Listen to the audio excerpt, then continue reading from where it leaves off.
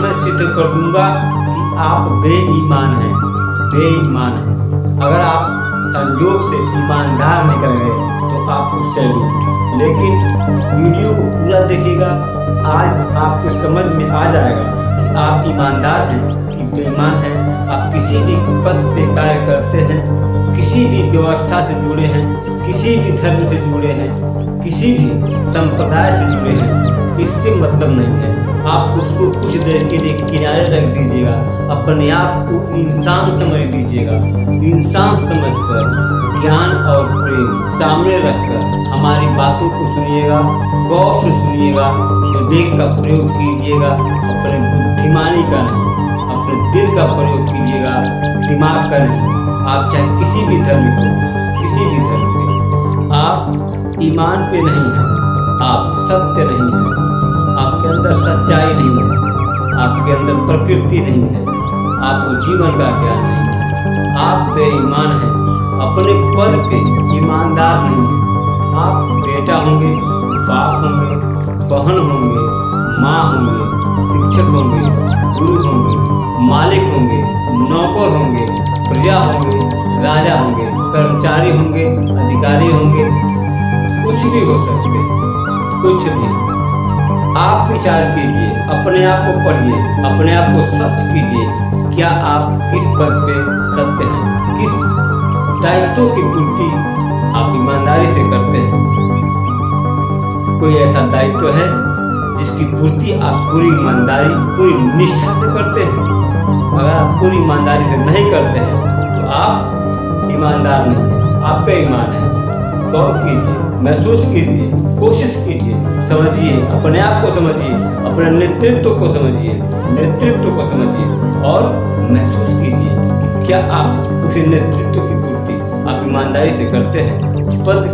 जिस पद पे आप कार्यरत हैं, जिस कार्य को आप कर रहे हैं, क्या वह कार्य ईमानदारी से कर रहे हैं, पूरी निष्ठा से कर रहे हैं, लगन से कर रहे हैं, अपने कर्तव्यों को समझ रहे हैं, अपने दायित्वों को समझ रहे हैं, अपने अधिकारों को समझ रहे हैं। अगर समझ रहे हैं तो आप ईमानदार हैं, अगर नहीं समझ रहे हैं तो आप ईमानदार नहीं। अगर आप ईमानदार हैं, अगर आप अपने दायित्वों को समझते हैं, अपने धर्म को समझते हैं, अपने आप को समझते हैं, तो आप बहुत अच्छे हैं, आप धर्म पे हैं। और अगर आप अपने दायित्वों को समझते हैं और हर दायित्वों की पूर्ति ईमानदारी से करते हैं तो मैं आपसे मिलना चाहूँगा, मैं आपसे मिलना चाहूँगा।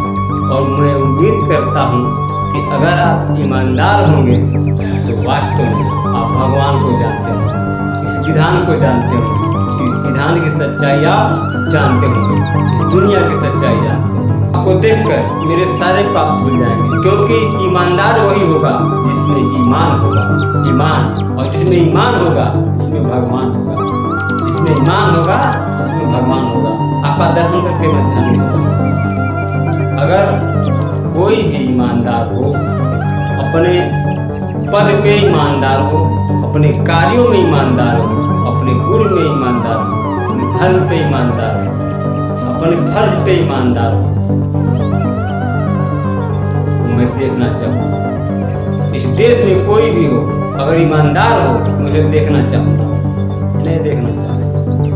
मुझे उम्मीद है कि जो ईमानदार होगा अपना स्टेटस मुझे भेजेगा ताकि मैं उसका दर्शन कर सकूँ। मैं अपनी बातों को ही संपन्न करता हूँ, कोशिश करता हूँ कि आप ईमानदारी को समझ के होंगे और ईमानदार बनने की कोशिश करेंगे। अगर आप अपने दायित्वों की पूर्ति ईमानदारी से करते हैं तो आप ईमानदार हैं। मतलब ये, आप अपने हर प्रणाली को सत्य बनाइए, अपनी प्रकृति को सत्य बनाना होगा। प्रकृति को, पूरी प्रकृति में सत्य लाना होगा, सच्चाई लाना होगा, तब आप ईमानदार हो पाएंगे, अन्यथा संभव नहीं है। किसी भी किताब को पढ़कर अपने अंदर आप ईमान नहीं ला पाएंगे, नहीं ला पाएंगे।